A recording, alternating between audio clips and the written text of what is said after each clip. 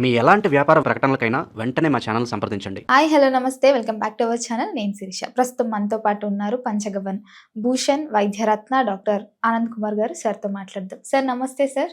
ఓం నమస్తే జీ, వందే గోమాత్రం. సార్ ఇంతకుముందు సిరీస్లో చెప్పారు ఒక 5 తెల్లటి విషం పాయిజన్ గురించి చెప్తానని చెప్పి. సో ఈ 5 ఏంటి సార్ అసలు? ఇప్పుడు ప్రపంచమంతా తెల్లగా ఉంటే అద్భుతంగా ఉంటుంది, మంచిగా ఉంటుందనే ఫీలింగ్లో బాగా వెళ్ళిపోయింది. అంటే ఉదాహరణకు మనం తీసుకోవాలంటే కామెడీగా చూసుకుంటే ఒకవేళ అమ్మాయి అందంగా ఉండాలి, తెల్లగా ఉండాలని కోరుకుంటూ ఉంటుంది, నల్లగా ఉంటే వద్దు అనేసి అనుకుంటూ ఉంటారు. అవునా కదా? తర్వాత ఎటు వెళ్ళినా కానీ తెల్లటి వస్తువు కనిపిస్తేనే అదేదో కళ్ళకు ఆకర్షణీయంగా అట్రాక్ట్గా అనిపిస్తుంది. కానీ ఎప్పుడైనా అతిగా అట్రాక్ట్ అవుతున్నారు, ఎక్కువ కనిపిస్తున్నారు అనేసి అంటే దాని అర్థం ఏంటిది? దాని వెనకాల ఏదో ఒకటి ప్రాబ్లం ఉంది అనేసి అర్థం చేసుకోవాలి. అంటే మంచి కనిపించే వెనకాల చీకటి చెడు కూడా ఉంటుంది కదండి. దాన్ని మీరు గ్రహించాలని చెప్పడానికి నేను ఈ ఉదాహరణ చెప్తున్నాను. అర్థమవుతుందా? సో ఎప్పుడైనా సరే మంచి కనిపిస్తున్న వస్తువు అవన్నీ అంత మంచిగా ఉండాలని రూల్ లేదు అక్కడ. అదేవిధంగా తినే ఆహార పదార్థాల లోపల 5 రకాల తెల్లటి విష పదార్థాలు అనేసి చెప్పాం మనం ఇక్కడ. దీని గురించి ఎక్కడ చెప్పబడింది అనేసి అంటే ప్రమాణం లేనిది మనం చెప్పుకోవద్దు, ప్రమాణం ఉంది. మహర్షి వాగ్భట్టాచార్యులు అష్టాంగ హృదయం లోపల సూత్ర సంగ్రహంలో చేశారన్నట్టు. 5 సఫేద్ జహర్ అనేసి చెప్పారన్నట్టు. అది నేను హిందీలో చెప్తున్నాను, మీకు సంస్కృతంలో మళ్ళీ శ్లోకం ఉంటుంది. సో ఈ 5 రకాల తెల్లటి విషయాలు ఏంటిది అనేసి అంటే, ఫస్ట్ వచ్చేసి ఈ యొక్క కలియుగంలో ఇప్పుడున్న స్థితుల లోపల ఫస్ట్ వచ్చేసి చక్కెర. చక్కెర ఏం చేస్తున్నారు అనేసి అంటే దీన్ని రిఫైన్ చేస్తున్నారు. మీరు ముందు కాలంలో ఏం చేసేవారు అనేసి అంటే చెరుకుని పట్టి ఉడికించి దాంతో బెల్లాన్ని తయారు చేసేవారు, కట్టుకు బెల్లం ఇది అనేసి చేసేవారు.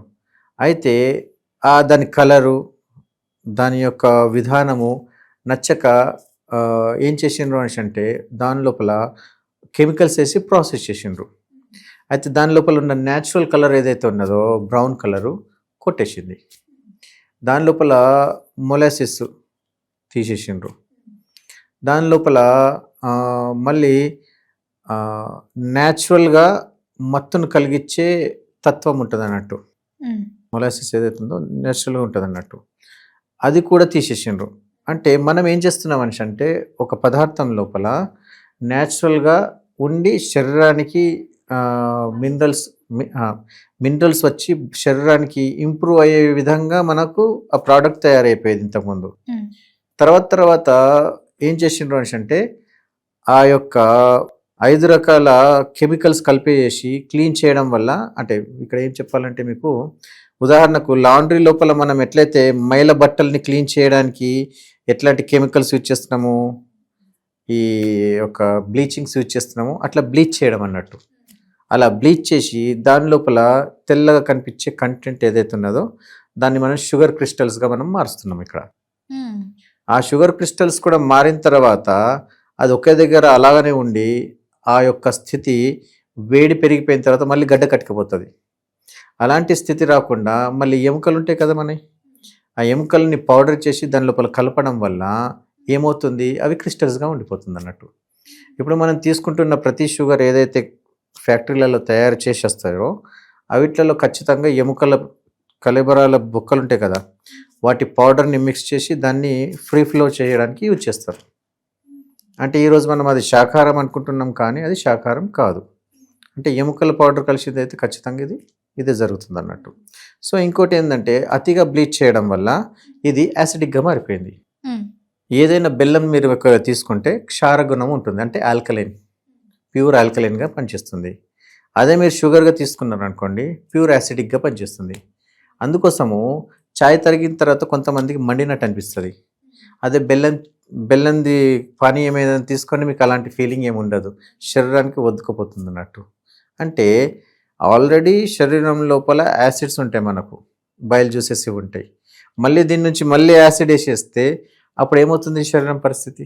ఇంకా బర్న్ అవుతుంది. దాంతో అల్సర్ వచ్చే అవకాశాలు ఎక్కువ ఉంటాయి.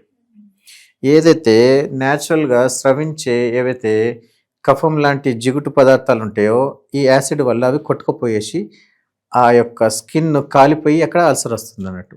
చాలామందికి అల్సర్ అవుతుంది కదా జీర్ణాశయాలలో వీటిలలో, కారణం ఇవి అన్నట్టు. ఆల్రెడీ దీని లోపల యాసిడ్ విడుదలవుతుంది. మళ్ళీ యాసిడ్ పదార్థాలు మీరు వేసిండ్రు అనుకోండి, జీర్ణాశయం ఉంటుందా? చిన్న ప్రేగులు పెద్ద ప్రేగులు కాలిపోతాయి కదండి. అదే అల్సర్ అన్నట్టు. అంటే అక్కడ పోయేసి ఆ స్థితిలో ఉన్న ఆ కఫతత్వాన్ని తీసేసి ఆ స్కిన్ని కాలబెట్టేస్తుంది. అంటే మన శరీరం ఏం చేస్తుంది, అంత యాసిడ్ అసలు మన కడుపులో ఎంత యాసిడ్ ఉంటుందో తెలుసా? ఒక మేక ఎముక ఉంటుంది చూసారా, నల్లిబొక్క అంటారు. అది ఒకవేళ మింగేసి డైరెక్ట్ మింగేసిండు అనుకో, అది లోపల పోయిన తర్వాత దాన్ని కరిగిచ్చేంత యాసిడ్ ఉంటుంది మన కడుపులో. అందుకోసము ఎముకలు ఇట్లా ఒకవేళ అనుకోకుండా తినేస్తే కరిగిపోతుంది. చేప ఎముకలు కూడా ఉంటాయి కదా, బొక్కలు, ఏవి ముళ్ళు, అవి కూడా మింగేస్తే ఈ యాసిడ్ ఏం చేస్తుంది, దాన్ని కూడా కరిగిచ్చేస్తుంది. అది నువ్వు తిన్న తర్వాత మోషన్లు వెళ్తే నీకు ఎముకలు కనిపించవు. నీకు కారణం ఏంది, ఇది కరిగిచ్చేస్తుంది, అంత యాసిడ్ ఉంటుంది. అలాంటి యాసిడ్కి నువ్వు కూల్ డ్రింక్ల రూపం లోపల యాసిడ్ వేసేస్తున్నావు, చక్కెర రూపంలో యాసిడ్ వేసేస్తున్నావు, మళ్ళీ మందు లోపల మళ్ళీ కూల్ డ్రింక్ వేసేసి మళ్ళీ దాని లోపల యాసిడ్ వేసేస్తున్నావు. ఇక్కడ మీరు ఏం చేస్తున్నారు, దాంతోపాటు ధూమ్రపానం చేస్తున్నారు, అది కూడా యాసిడే. అంటే అది వాయు రూపంలో తీసేసుకుంటున్నారు, కానీ అది కూడా యాసిడే. ఎండ్ ఆఫ్ ది డే నువ్వు తాగిన తర్వాత ఆలోచనలో కూడా నీకు యాసిడ్ రూపంలో వెళ్ళిపోతుంది కదా. ఇది ఇలా చూసుకుంటా పోతే మీకు ఎంత ఇబ్బందికరంగా ఉంది అంటే, తెల్లటి షుగర్ మానేసి మనకు బ్రౌన్ కలర్ లోపల, అంటే బ్రౌన్ అంటే మళ్ళీ ప్యూర్ గోల్డ్ కలర్ ఉండద్దు, డార్క్ బ్రౌన్ కలర్లో ఉండే బెల్లం ఏదైతుందో అది వాడాలి. నెక్స్ట్ సెకండ్ ఏంటిది అనేసి అంటే తెల్లటి బియ్యం. తెల్లగా ముత్యాల లాంటి బియ్యం తీసుకున్నారనుకోండి, అది షుగర్కి హేతువు, షుగర్ రోగం వస్తుంది. ముందు కాలంలో ఏం చేసేవారు మనవారు, పండుగలు ఏదన్నా వస్తే పాయసం చేసుకోవడానికి తీసుకునేవాళ్ళు. ఆ ఏదైతే తెల్లటి బియ్యం ఉండేనో అది ఉన్నోళ్ళ భోజనం, అది ఉన్నోళ్ళ భోజనం అన్నట్టు. పండుగలు ఏమన్నా వచ్చేసి అవి చేసుకుంటేనే మనం చేసుకునే వాళ్ళము. ఆ ఉన్నోళ్ళ భోజనం మనకు వద్దు అనేసి అనుకునేవాళ్ళు. అయితే అలా చేసిన వాళ్ళకు వచ్చే రోగమే షుగర్ రోగం అన్నట్టు. అంటే ఉన్నోళ్ళ రోగం ఏంటిది, షుగర్ రోగం. లేని వాళ్ళకి రాదు అది. అందుకే షుగర్ ఉన్న పేషెంట్స్ ఈ రైస్ తినరు. సో విషయం ఏంటిదంటే, ఆహార పద్ధతుల లోపల వీళ్ళు ఇలాంటి పదార్థాలు తీసుకున్నప్పుడు మాంసము, తర్వాత ఏమంటారు దీన్ని, ఆల్కహాల్ అతిగా పుచ్చుకోవడము, ఇలాంటివి చేసే వాళ్ళకు వీళ్ళు ఏం చేస్తారంటే రాత్రి టైంలో అతిగా భుజించడం వల్ల ఏదైతే మనకు యాసిడ్స్ ఉన్నాయో సరిపోవన్నట్టు. అప్పుడు ఏం చేస్తారు వీళ్ళు, ఇక్కడ దానికి కావాల్సింది ఏదైతే మన జీర్ణాశయంలో కావాల్సిన ఏదైతే యాసిడ్స్ తక్కువ పడిన తర్వాత అప్పుడు ఏమవుతుందంటే ఆ డైజెషన్ సిస్టమ్ పాడైపోతుంది. ఆ పాడైపోయిన తర్వాత ఇన్సులిన్ విడుదల చేసి మళ్ళీ ఇంకో డైజెషన్ చేస్తుంది. అంటే ఫస్ట్ జీర్ణాశయంలో, తర్వాత జీర్ణాశయం టర్నింగ్ లోపల ఇన్సులిన్, ఇవి ఎక్కువ యూజ్ అయ్యి ఒక టైం దాకా వచ్చేసిన తర్వాత యాసిడ్స్ విడుదల చేయడం మానేస్తుంది. అప్పుడు మనం తిన్న ఆహారం లోపల డైరెక్ట్లో ఉన్న ఏదైతే షుగర్ ఉన్నదో అప్పుడు డైరెక్ట్ రక్తంతో కలిసి లివర్తో మన బాడీకి వెళ్తుంది. అదే షుగర్ రోగం. ఎప్పుడైతే తినే ఆహార పదార్థాల లోపల మీకు కంట్రోల్ లేక మీరు కరెక్ట్ టైంకి కరెక్ట్ తినకపోయేసరికి ఇక్కడ ఏం జరుగుతుంది, మీకు ఆ షుగర్ తినే ఆహార పదార్థాల్లో ఉండే డైరెక్ట్ షుగర్ ఏమవుతుంది అనేసి అంటే రక్తంలో కలుస్తుంది. అదే మనం మధుమేహంగా మనం పరిగణిస్తున్నాము. ఇక్కడ మనం ఏం చేయాలి, మీ యొక్క డైజెషన్ సిస్టమ్ని అండ్ ఇన్సులిన్ని మీరు కరెక్ట్గా యాక్టివేట్ చేయగలిగితే మీ షుగర్ అనేది బ్యాలెన్స్ అయిపోతుంది. ఇక్కడ అది ప్రాబ్లం వచ్చింది కదా. అంటే ఇక్కడ మనం ఏం చేయాలి, ఇప్పుడు తినే ఆహార పదార్థాల లోపల ఫైబర్ ఫుడ్ ఎక్కువ తినాలి. అంటే ఏంటిది, ఇక్కడ ముందు కాలంలో ఏమంటుండే దంపుడు బియ్యం తినమని చెప్తుండే. అంటే దంచిన ఏదైతే వడ్లు ఉన్నాయో అవి బ్రౌన్ రైస్ అంటున్నాం కదా ఇప్పుడు మనం, అవన్నట్టు. ఇప్పుడు ఏవైతే కలర్ రైస్లు ఇప్పుడు మార్కెట్లో అమ్ముతున్నారు చూసారా, ఆ రైసు రా రైస్ని మనం తినాలి. ఇప్పుడు షుగర్కి సంబంధించిన రైస్ దొరుకుతున్నది, తర్వాత మామూలుగా తినాలనుకున్న వాళ్ళకు, మళ్ళీ చిన్న పిల్లలకు తినాలనుకున్న వాళ్ళకు ఇలాంటి రకరకాల రైస్లు దొరుకుతున్నాయి, వితౌట్ కెమికల్ కూడా దొరుకుతున్నాయి. ఇప్పుడు దొరికేటిది ఏదైతే ఆర్గానిక్ ఉన్నదో ఆ యొక్క రైస్ తినడానికి ప్రయత్నించండి. అంటే బాగా పాలిష్ పట్టకుండా సెమీ పాలిష్ పెట్టేసుకొని తినొచ్చు. అండ్ చిరుధాన్యాలకు వెళ్ళిపోవచ్చు, రాగులు, మిల్లెట్స్ ఏవైతే ఉన్నాయో అవన్నీ కొర్రలు వీటికి మీరు వెళ్ళిపోవచ్చు భోజనం రూపంలో. తర్వాత ఇంకోటి వచ్చేసేసి మూడవది ఏంటిది, గోధుమలు, మైదా. గోధుమలు ఏం చేస్తున్నాయి అనేసి అంటే దీంట్లో గ్లూకోటిన్ బాగా ఎక్కువ ఉంటుంది. అయితే దీని లోపల ఫైబర్ కంటెంట్ తక్కువ. అయితే కొందరికి ఇది ఎక్కువ తినడం వల్ల డైజెషన్ సిస్టమ్ పాడైపోతుంది. అండ్ మైదా అతిగా తినడం వల్ల డైజెస్ట్ అసలుకి కాదు. కొందరు ఏం చేస్తారు చూడండి మీరు, ఇది ఇప్పుడు బాగా ప్రాచుర్యంలో ఉన్నది. మీరు మార్కెట్ లోపల రౌండ్ తిరిగారనుకోండి, ఎటు చూసినా మైదానే ఉంది. గమనించారా మీరు? చైనీస్ ఏవైతే ఉన్నాయో వంటకాలు అన్నీ మైదానే. పోనీ అప్పటిదప్పుడు చేసుకొని వండిపిస్తున్నారా అంటే కాదు, చేసి పెట్టి చల్లార్చి మళ్ళీ దాన్ని తీసుకొచ్చి మళ్ళీ వేడి చేసి మళ్ళీ మీకు పెడుతున్నారు. ఏదైతే తయారు చేసి చల్లార్చి మళ్ళీ చేసిండ్రు అనుకోండి రోగాలు వస్తాయి. అంటే వండిన 40 నిమిషాల లోపల భోజనం చేసేయాలి ఎవరైనా సరే ఇంట్లో. అలా చేసేస్తే ఆ శరీరానికి ఆరోగ్యకరమైన భోజనం. అలా చేయకుండా చల్లార్చి మళ్ళీ దాన్ని వేడి చేసి చేస్తున్నారంటే మీరు విషం తిన్నట్టు లెక్క. ఇకొచ్చి మైదా సంగతి ఏంటిది అంటే దీని లోపల గ్లూకోటిన్ ఎక్కువ ఉండడం వల్ల, జిగుటుగా ఉండడం వల్ల డైజెషన్ కాదు.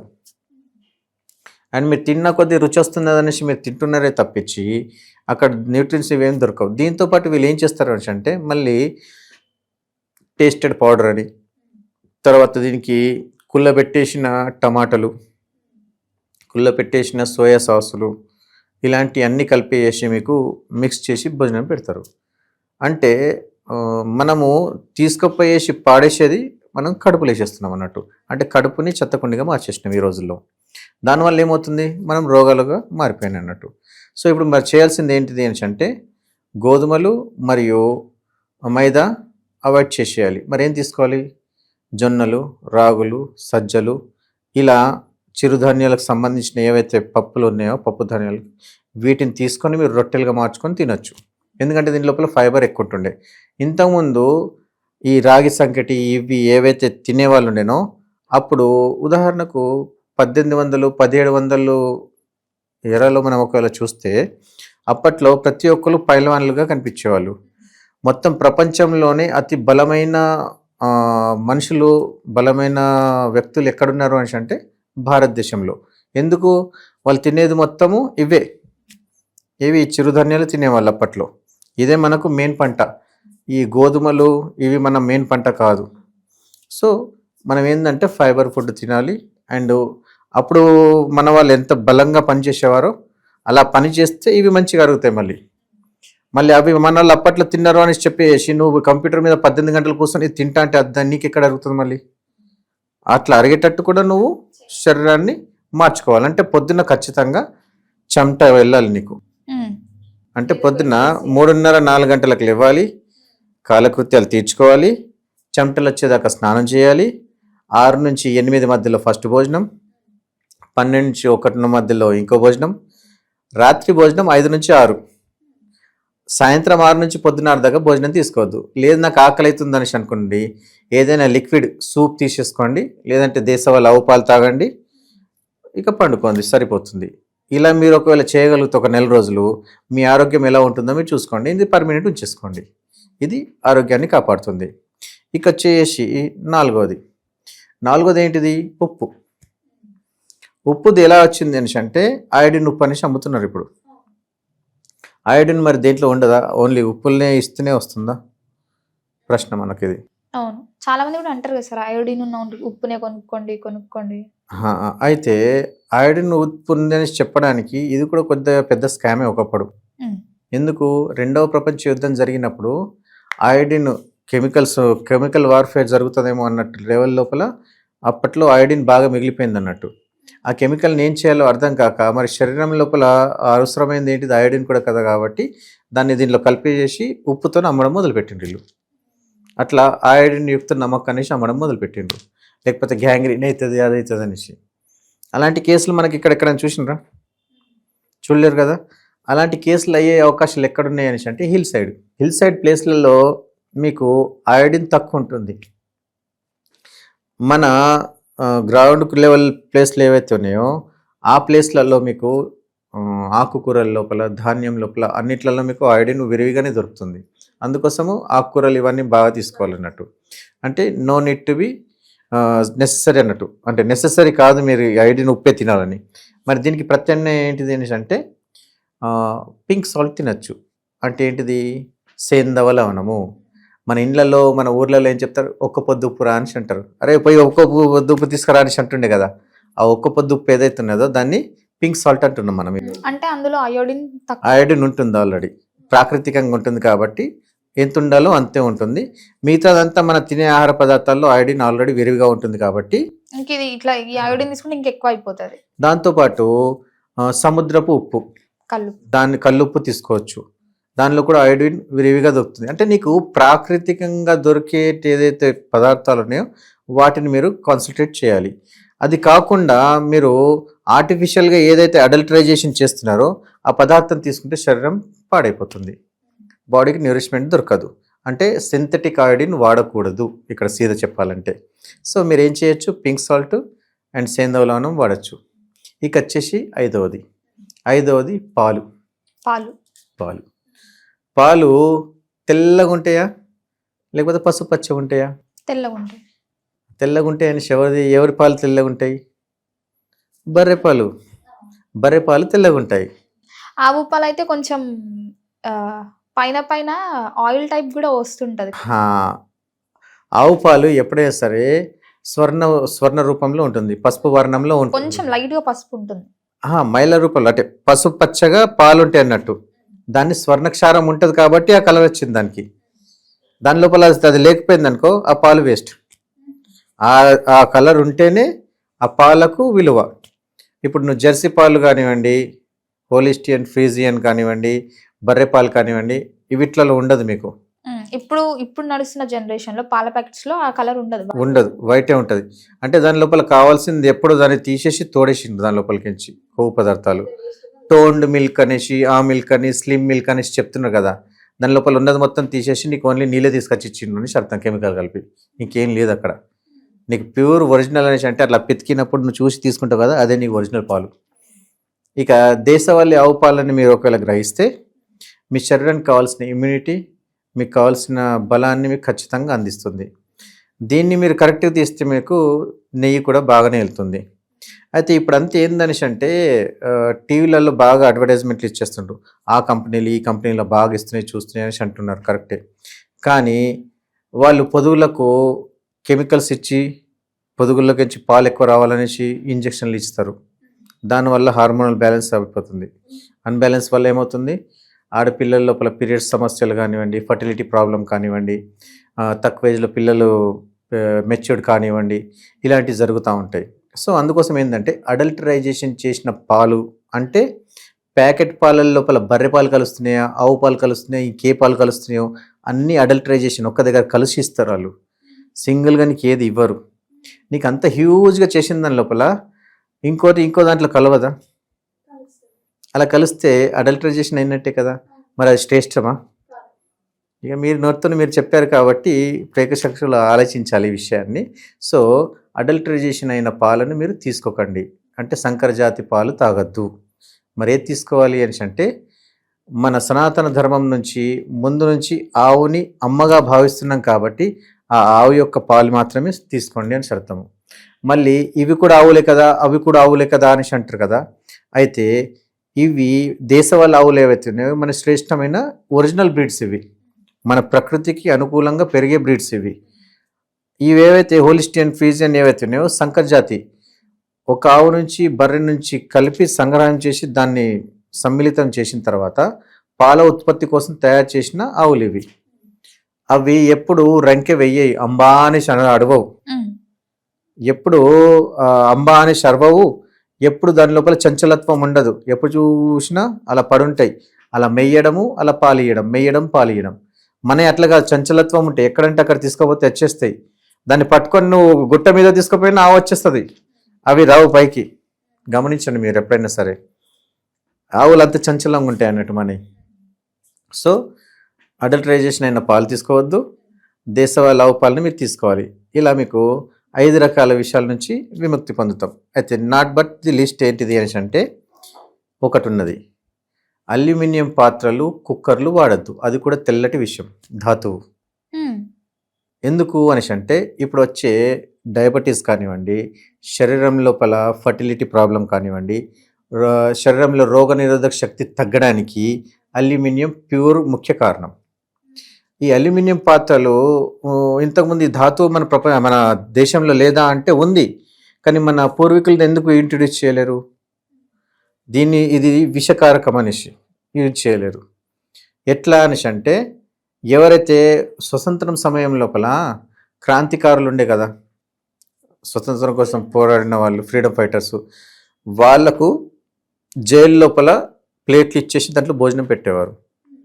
అలా చేయడం వల్ల వారికి ఇమ్యూనిటీ తగ్గిపోయేసి రోగాలు పెరిగిపోయేటి అన్నట్టు, ఆ ధాతువులు తినడం వల్ల. సో అది విషకారకం అన్నట్టు. అందుకోసం ఏం చెప్తుండే, నువ్వు మంచిగా ఎదుగుతున్నావు, మంచిగా అవుతున్నావు అనేసి అన్నావు అనుకో, అప్పట్లో ఏం చెప్పేటుండంటే నీకు తెల్ల బొచ్చలో తిండి పెట్టిస్తారా అనేసి అంటుండే. అంటే దాని అర్థం ఏంటిది అనుకుంటున్నారు? తెల్ల బొచ్చలు ఎవడైతే తింటాడో అటు రోగిష్టిగా మారిపోతాడు. మరి శ్రేష్టమైన పాత్రలు ఏంటి చెప్పండి? ఈ మట్టి పాత్రలు, ఇనుము, ఇత్తడి, రాగి, కంచు, బంగారము, వెండి, వీటిలో వండుకోవడము, తినడం శ్రేష్టము. ఇవి శరీరానికి అందుతాయి. ఈ అల్యూమినియం పోయేసింది అనుకో ఇబ్బంది పెడుతుంది. అల్యూమినియంలో మళ్ళీ లెడ్ కూడా ఉంటుంది. మీరు చూడండి, దాన్ని రాకి చూస్తే మీకు నల్లగా తలుగుతుంది. అది రోజు డిపాజిట్ అవుతుంది అనేసి అంటే మీ రోగనిరోధక శక్తి పాడైపోతున్నట్టే కదా, ఇమ్యూనిటీ లెవెల్ దెబ్బతింటున్నట్టే కదా. దీనివల్ల ఫర్టిలిటీ ప్రాబ్లం ఒక్కటి నంబర్ మీద వచ్చేసింది లెడ్ వల్లనే. ఒకవేళ మీరు యూట్యూబ్ లోపల లెడ్ అని కొట్టండి, లెడ్ తినడం వల్ల వచ్చే సమస్యలు ఏంటిది. ఈవెన్ మనం మ్యాగీ ఇట్లా తినేదాని లోపల కూడా లెడ్ వేస్తారు వీళ్ళు. ఇంకో విషయం మీకు తెలుసా అండి, అసలు విచిత్రపోతారు, కలర్లలో కూడా రెడ్ ఉంటుంది. లెడ్ మెత్తగా ఉంటుంది, అది ఏది అల్యూమినియం లాగానే మెత్తగా ఉంటుంది. ఆ లెడ్ ఇంక్లో కూడా కలుస్తుంది. ఈరోజు సమోసాలు ప్యాకెట్లు అవి తినేటప్పుడు కింద పేపర్ ఇస్తారు కదా, ఆ పేపర్ ఇంక్ ఉంటుంది చూసింది, నల్ల అక్షరాలు, దాంట్లో కూడా లెడ్ ఉంటుంది. అది లోపలికి పోతే క్యాన్సర్ కారకం, ఫర్టిలిటీ ప్రాబ్లము, పీరియడ్స్లో ప్రాబ్లం వస్తుంది తినడం వల్ల. అంత ప్రమాదకరం అన్నట్టు. సో అల్యూమినియము వైట్ ధాతువు తీసుకోకండి. ధాతువు వైట్ మంచిది కాదు, వైట్ వెనకాల పరిగెత్తద్దు అట్లా. సో ఈ విధంగా మనము ఈ యొక్క 5 రకాల విషయాల గురించి మనం మాట్లాడినాము. వీటిని అవాయిడ్ చేస్తే ఆరోగ్యవంతులు అవుతారనేసి. సార్ ఓవరాల్గా ఈ వైట్ గురించి చాలా క్లియర్గా డెప్త్గా చెప్పారు. Thank you so much. ఓం నమస్తే జీ, వందే గోమాత్రం.